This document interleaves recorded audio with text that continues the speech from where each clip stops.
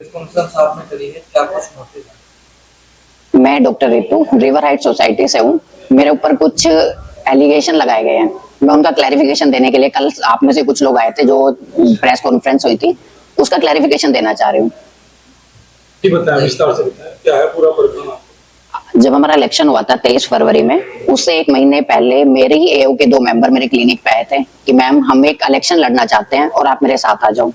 तो मेरा उनसे पहला शर्त थी कि मुझे यहाँ 13 साल प्रैक्टिस करते हो गए हैं और 3-4 सोसाइटी हैं जो बहुत अच्छे से चल रही है। मैं ऐसे अपनी सोसाइटी को अगर चलाते हो तो मैं आपके साथ आऊंगी, अदरवाइज 2 क्लिनिक रन करती हूँ, एक हॉस्पिटल की कंसल्टेंट हूँ, मेरे बच्चे छोटे हैं, मेरे पास टाइम नहीं है। अगर मैं सोसाइटी के लिए कुछ कर सकती हूँ तो इलेक्शन लड़ूंगी। उन्होंने कहा नहीं मैडम, हम तो एजुकेटेड हैं और पूरी ट्रांसपेरेंसी के साथ काम करेंगे, आप एक बार आओ, एक राजनगर एक्सटेंशन में एक अच्छी सोसाइटी बना के दिखाएंगे। मैं उन लोगों की मुहिम में जुड़ी। 2 महीने मैंने अपना क्लिनिक बंद करा, अपने बच्चे छोड़े और एक सोसाइटी के लिए कुछ करने के लिए आगे आई। 2 महीने बाद जब हम इलेक्शन लड़के 23 फरवरी में जीत के आए, तो राजीव भैया एक हमारे एओ मेंबर हैं, उनके घर पे मीटिंग हुई। उसमें अध्यक्ष पद का चुनाव हो रहा था। तो मैंने कहा मेरी सबसे ज्यादा वोट है भैया, और हम लेडीज ही हर जगह गए हैं, डिप्टी रजिस्ट्रार, डीएम, जहां भी गए हैं, आप वर्किंग हो, हर जगह हम लेडीज भागे हैं, हमें एक अध्यक्ष बनाओ क्योंकि हम कुछ करना चाहते हैं सोसाइटी के लिए, आप तो सारे वर्किंग हो। उन्होंने कहा मैडम ये आप नहीं। मेरी आंखों में आंसू आ गए और मैं मीटिंग बीच में छोड़ के अपने घर आ गई। घर में आने के बाद मैंने उन्हें मैसेज किया कि भैया मैं आप लोगों के साथ काम कंटिन्यू नहीं कर पाऊंगी, मैं पोस्ट छोड़ रही हूँ, इलेक्शन छोड़ रही हूँ। फिर मैंने सोचा जिन्होंने फर्स्ट डे ही मुझे इतना बड़ा धोखा दिया है, आगे क्या करेंगे। मैंने कहा नहीं भाई, मैं छोड़ूंगी नहीं, मेरी सोसाइटी का इशू है, मैं मेंबर बनूंगी, क्योंकि मैंने घर जाके सबसे कहा था कि कुछ बुरा नहीं होगा और हम बहुत अच्छे से चलाएंगे, हम एजुकेटेड लोग हैं। जबकि बहुत लोगों ने कहा कि मैडम ये चला नहीं पाएंगे, पहले भी बीच में छोड़ के भाग गए थे।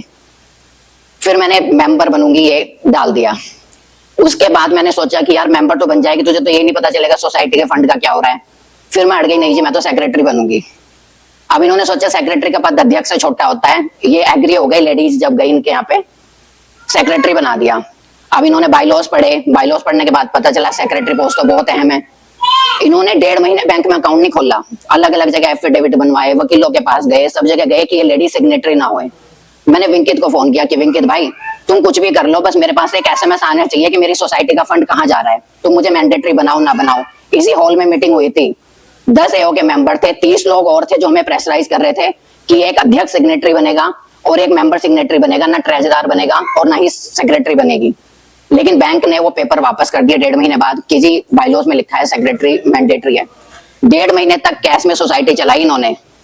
उसके बाद जब मैं सेक्रेटरी बन भी गई तो मुझे 10-5 दिन मैं ऑफिस जाती, 1 घंटे बैठती, मुझे कुछ पता नहीं चलता, मैं घर आ गई। मैंने अपने अध्यक्ष जी से कहा कि अध्यक्ष जी जो भी काम करो ना 50,000 तक आप कुछ भी करो, मैं कहीं कुछ नहीं टोकूंगी, 50,000 से ऊपर का जो होगा वो मेरे संज्ञान में रख दो। अध्यक्ष जी ने कहा कि मैडम अगर कुछ पता करना है ना तो ऑफिस बैठो, आपको ये नहीं है कि मैं घर जाके इन्फॉर्म करके आऊंगा। मैंने कहा सर हमारा एओ का 10 आदमियों का ग्रुप है, आप ग्रुप पे डाल दो, कोई जरूरत ही नहीं है किसी से कुछ कहने की। उन्होंने नहीं मानना, उन्होंने मंदिर का काम शुरू कर दिया। मेरे पास जो सोसाइटी के पेशेंट आए कह रहे मैडम बहुत बढ़िया काम शुरू करा है, मंदिर का काम शुरू करा है सबसे पहले। मैंने कहा मैडम हमारे नहीं है ये तो कोई अपना पर्सनल लेवल पे करा रहा है। 5 दिन हो गए, 6 दिन हो गए मुझे पूछते हुए। फिर हमारी एक मीटिंग हुई, मैंने कहा कि किस किस को पता है कि मंदिर का काम हम करा रहे हैं। तो एक राजीव भैया को छोड़ के सबने कहा हमें नहीं पता। मैंने कहा जब हमें नहीं पता तो ये काम शुरू क्यों कराया गया भाई, एमओएम पास होते, बोर्ड में रखा जाता, फिर होता। तो हमारे एक मेंबर ने कहा कि मैडम प्रेसिडेंट पावर होती है, छोटे मोटे काम तो वो करता रहता है। एक वकील हमने हायर कर रखा था, मैंने वकील से कहा भैया क्या हम ऐसे काम कर सकते हैं बिना बोर्ड मीटिंग के। तो मैडम रिपेयर का काम है, हो जाता है, कोई दिक्कत नहीं है। मैंने कहा फिर तो पेंटिंग का काम भी रिपेयर का है, वो करोड़ों में होता है, वो भी ऐसे पास हो जाना चाहिए। जब आपके हिसाब से ऐसा है तो कुछ भी हो जाना चाहिए। उन्होंने जबरदस्ती मुझे 1,65,000 का बिल पकड़ा दिया मंदिर के काम का और कहा मैडम साइन करो। मैंने कहा भैया कोई डिस्क्रिप्शन है, कितने स्क्वायर फीट का काम हुआ, कितने रेट पे हुआ, बिल हुआ। लेटर हेड पे बिल था वो 65 रुपए पर स्क्वायर फीट टाइल का। फिर मुझे प्रेशराइज करा गया मैडम ये बिल पास करो आप। मैंने कहा कि भैया देखो बिना उसके इस तरह बिल पास करना ये एक बाईलॉज के अगेंस्ट है, सब चीजें नियम से थोड़ी चलती हैं, सरकार चल रही है तो नियम पे बोलोगे तो क्या होगा। वो फिर उन्होंने मुझे प्रेशराइज करते करते जब सोसाइटी में कहना शुरू कर दिया मैडम काम नहीं करने दे रही, काम नहीं करने दे रही। मैंने सोचा कि चलो कुछ बाईलॉज अभी ने समझा दिया कि भैया आगे से नहीं होगा, ये हो गया जो हो गया। उस चेक को हमने साइन कर दिया। दूसरा काम इन्होंने इसी तरह से बिना एमओएम पास करे जो मुझे प्रेशराइज करते रहे कि आपको बोर्ड मीटिंग करके बाहर निकाल देंगे अगर आप नहीं सुनोगे तो। ये मेरे पास रिटर्न में है सारा जो इन्होंने डाला है। कंटिन्यूअसली मैंने फिर इसी तरह क्लब का काम हुआ, 5 लाख के कैमरे लगे। आज तक मैं कोटेशन मांग रही हूँ, लास्ट मंथ तक मुझे कोटेशन नहीं मिली। फिर इन्होंने एक एक्सेल शेयर करी सारे उस पे ग्रुप पे हमारे पे कि भाई जिसका काम है उसमें कोई भी डिस्टरबेंस नहीं करेगा, वो उसी का काम होगा। उसी तरह से एक कंपनी मैक्सोविन दी गई शेखर जी को। शेखर जी ने बिल दिए, जो बिल आते थे हमारे ट्रेजरर जी के पास, उनके पास भी कोई कोटेशन नहीं थी, तो वो बिल कैसे वेरीफाई करें। उन्होंने पहला बिल 1,90,000 का, दूसरा 1,30 का, तीसरा 1,14 का पास करा। उसी बीच मेरे पास अजनारा से एक फोन आता है कि मैम जहां से वेंडर से सामान ले रहे हो डबल रेट में दे रहा है और घटिया माल दे रहा है। मैंने उस शेखर जी से पूछा कि भैया आपको एक जिम्मेदारी दी गई थी, आपको क्या था मेरे बाइलॉ से नहीं, हम तो कॉर्पोरेट से चलेंगे। तो मैंने कहा मुझे आप कोटेशन दे दो किस हिसाब से सामान मांगा रहे हो। 15 दिन ओरली मांगी, उन्होंने नहीं दी। रिटर्न में मांगनी शुरू करी, फिर मेरे पास कोटेशन आई। कोटेशन के बाद जब मैंने तीनों बिल वेरीफाई करे, तीनों में ही एक ही कंपनी से बिल में चेंजेस थे। मैंने उनसे स्पष्टीकरण मांग लिया 1 घंटे बाद कि भैया एक ही कंपनी से ले रहे हो, डबल रेट में ले रहे हो, सामान बिल्कुल बेकार ले रहे हो, किस बेस पे आपने करी और किससे वेरीफाई कराई। अभी तक तो आप कह रहे थे ना सेक्रेटरी से पूछने की क्या जरूरत है। उसके बाद उन्होंने रिजाइन कर दिया। रिजाइन करने के बाद उन्होंने रीजन दिया कि आप सीए नहीं अपॉइंट होने दे रही हो और जो हमारे ट्रेजरर है वो कैश बुक नहीं रख रहे हैं। मैंने कहा ये काम तो हमारा 2 महीने से लड़ाई चल रही थी, क्योंकि वो कह रहे हैं कि सब कुछ आपने वकील अपना रखा, मैनेजर आपने अपना रिश्तेदार रख लिया, अमित एक हमारे प्रेसिडेंट का अपना प्राइवेट असिस्टेंट है वो आपने रख लिया, अगर सीए भी उनका होगा तो मैडम ट्रेजरर और सेक्रेटरी करेंगे क्या, जब एक ही सब कुछ इनके हाथ से चल रहा है, हमें कुछ पता ही नहीं चल रहा। तो इसमें मैंने इन्हें 2 महीने रिक्वेस्ट करी, अपने ट्रेजरर को भी अपने प्रेसिडेंट को भी, कि प्लीज ना आपका होगा ना आपका होगा, आप थर्ड पर्सन रख लो, सोसाइटी के लिए भी अच्छा है। जो हमने अब सीए रखा है वो हाईएस्ट कोटेशन वाला है और वो ही हमारे 2 मेंबर के साथ 2 साल काम कर चुका है। हमें क्या जरूरत थी उसको रखने की, जब हमने अपने ही लोगों को काम देना है और सोसाइटी में ट्रांसपेरेंसी रखनी है, तो आप क्यों जन अधिकार और ट्रांसपेरेंसी लेके आए। उसके बाद क्या होता है कि हमारी जो पहली सिक्योरिटी हमने अभी रखी हुई है, पहले 10,000 सैलरी जाती थी, आज 13 जाती है गार्ड की। ठीक है हमने बढ़ाई, हम 1 नंबर में आना चाहते हैं, फिर हम बिना पसारा की सिक्योरिटी क्यों रख रहे हैं। अगर हमने कहा है कि हम हर एक चीज बिल्कुल ठीक तरह से करेंगे तो पसारा की सिक्योरिटी रखते हैं ना। आपने अपने ही जानने वाले की सिक्योरिटी में कमीशन बांध लिया कि हम यही रखेंगे, इसको नहीं हटाएंगे। सारी सोसाइटी आज सिक्योरिटी को लेकर परेशान है, किसी भी तरह से देख लो। इतनी चोरियां हो रही हैं, पहले चोरियां होती थी सिक्योरिटी पे पेनल्टी लगती थी, आज चोरियां होती हैं हमारे स्टाफ को उठा के पिटवाया जाता है। दूसरा आप आ जाओ अपनी इन्होंने जितनी और क्या, अभी 3.5 लाख रुपए इन्होंने हमसे मांगे कि हम हर एक टावर के नीचे 3D पेंटिंग लगाएंगे। तो मैंने कहा भैया हम फर्स्ट डे से हमें पता था कि हमारी जितनी भी लिफ्टें हैं सब में ERD सिस्टम के लिए नोटिस आने शुरू हो गए हैं और ये 3 से 4 महीने बाद बंद हो जाएंगे। तो हम पहले लिफ्टों का काम कराएंगे, हमारे जो पार्किंग प्लेस है सारी वोकड़ी पड़ी है, सब कुछ जो है जो पहले काम जरूरी है हम वो करेंगे, हम पेंटिंग नहीं लगाएंगे। तो इन्होंने व्हाट्सएप पे वोट डाल ली कि भाई ये मना कर रही हैं, आप बताओ कितने लोग इसके लिए तैयार हैं। 7 लोगों ने कह दिया बना दो, नो हम जी करेंगे। फिर मैंने मेल डाला कि अगर आप इस तरह से काम करोगे ना विदाउट डॉक्यूमेंटेशन और विदाउट एमओएम, तो मैं किसी भी चेक पे साइन नहीं करूंगी। अभी तक मैंने केवल इसलिए साइन करे हैं कि भाई सोसाइटी में आप ये ना हो कि भाई इनमें 4 महीने बाद ही फूट पड़ गई और ये लड़ते फिर रहे हैं। अब बाइलॉस का उल्लंघन नहीं होगा चाहे कुछ भी हो जाए।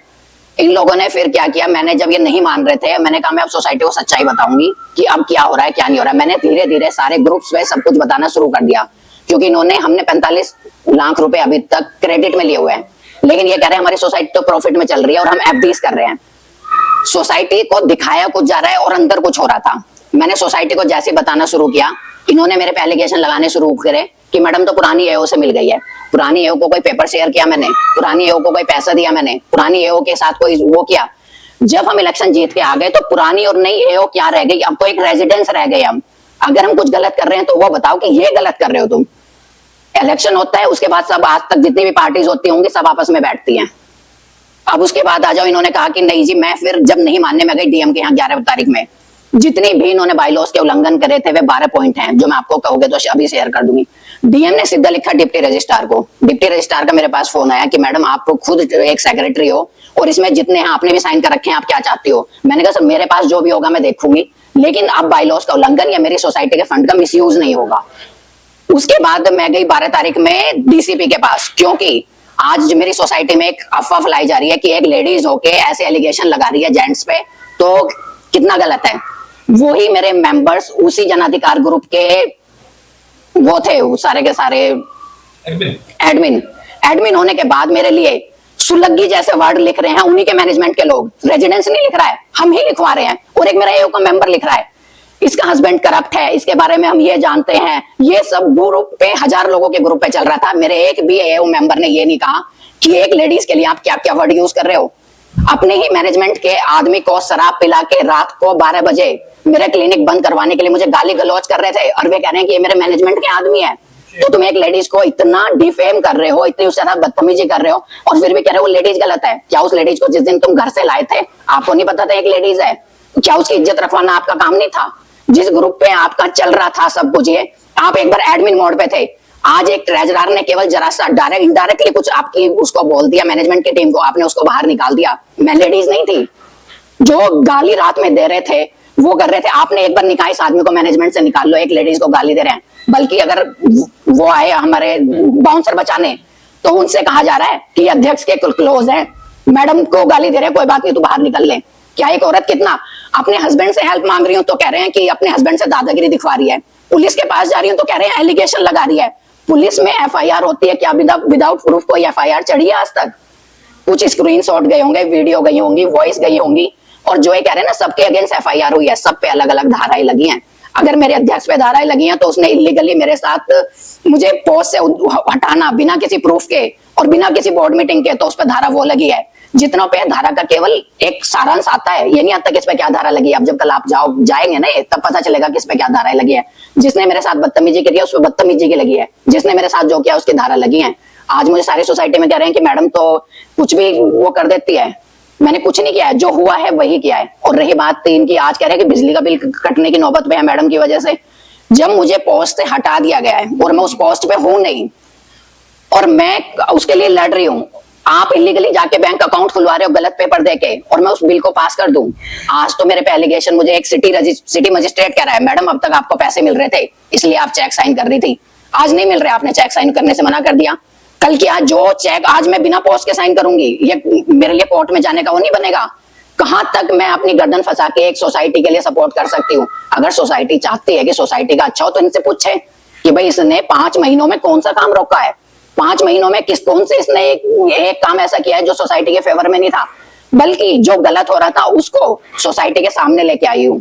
11 महीने बाद मेरे से पूछा जाता कि अगर तुम्हारे साथ ये हो रहा था और तुम सोसाइटी के फंड का मिसयूज हो रहा था आपने क्यों नहीं बताया? आज मैं 5 महीने बाद बता रही हूँ तो केवल मेरे पे एक ही एलिगेशन है कि पुरानी एओ से मिल गई। क्या पुरानी एओ से मिलके मैं काम कर रही हूँ? कोई एक प्रूफ दे। कभी कह रहे मैडम चोर को सपोर्ट कर रही है, कभी कह रहे मैडम के हस्बैंड ब्याज पे पैसा बांट रहे हैं। किसी चीज का प्रूफ तो हो, या केवल किसी को डिफेम करके आप सोसाइटी का फायदा कर सकते हो? सोसाइटी का फायदा होगा सोसाइटी के कामों में पैसा लगा के, सिक्योरिटी अच्छी करके, अपनी सफाई अच्छी करके, अपनी लिफ्टों को बदलवा के। कंस्ट्रक्टिव माइंड है किसी का? मैनेजमेंट में ऐसे लोग ले रखे हैं जो पहली एओ से जेलस रखते हैं। वो केवल ये सोच रहे हैं कि एओ चले ना चले हमारे बदले पूरे हो जाए।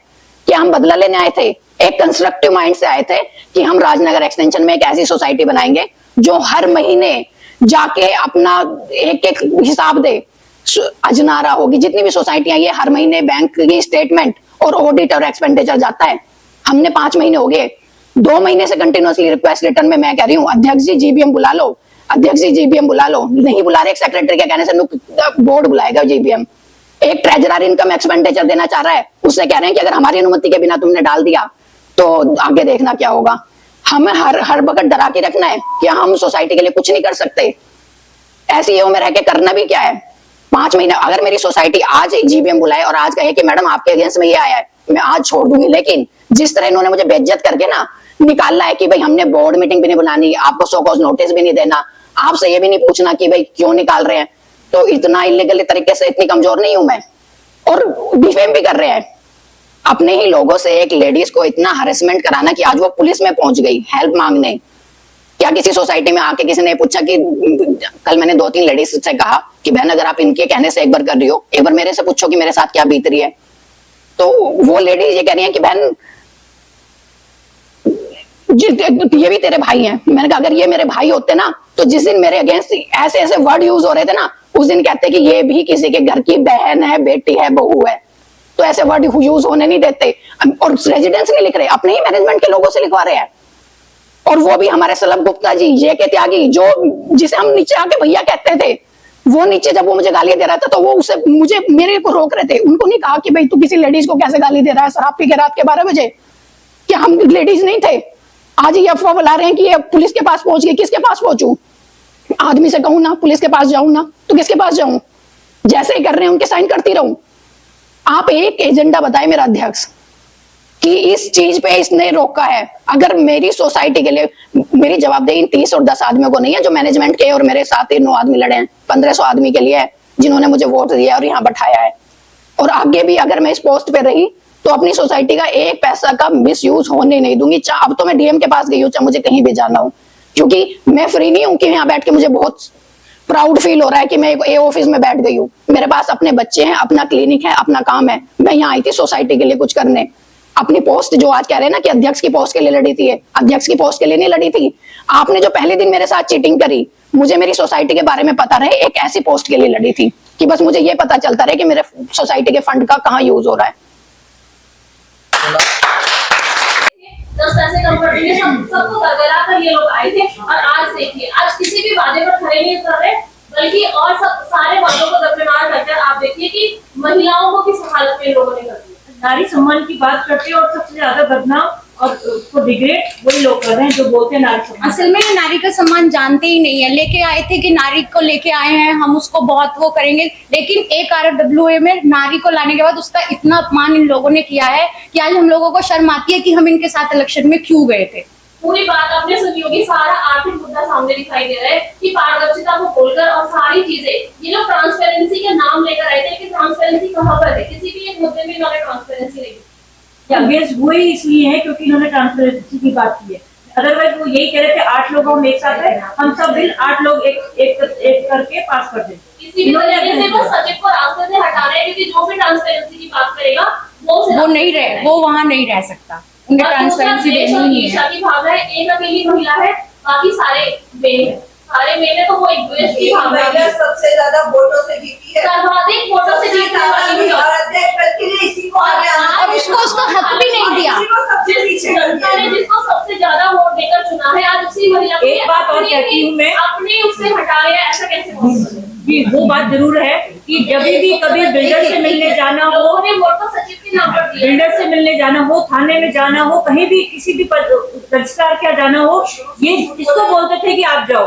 और ये जाने से पहले ये पूरा कॉल करती थी, जो भी इनकी कॉल होती थी कि भाई आप कौन कौन चल रहा है, कोई भी नहीं जाता था। फिर ये शर्मा जी को लेके मेरे को लेके जाती थी, तो ये मैं वो बाद में इस बात का इनको ऑब्जेक्शन था कि अकेली क्यों चली जाती। नहीं, असल में इनको ईगो है एक लेडीज के पार्टी में होने से, ये नहीं चाहती कि एक लेडीज पार्टी में रहे। रीतू चौधरी गई है वोट मांगने के लिए और रीतू चौधरी को ही सबसे पीछे कर दिया, उसको हटा दिया। और रीतू चौधरी के नाम पर ही ये लोग जीते हैं। नाम पर ही वोट मिले हैं सबसे ज्यादा। इनको तो कोई भी नहीं जानता, तो गौरव बिरमानी को तो हमने कभी जाना ही नहीं है। गौरव बिरमानी तो कठपुतली है 35 लोगों के हाथों की, वो अपना कोई डिसीजन नहीं लेते हैं कभी भी, कभी उनका अपना कोई डिसीजन होता ही नहीं है। 30 लोगों के हाथ की कठपुतली है वो, उनका अपना कोई डिसीजन कभी नहीं होता है। जो 30 लोग बताते हैं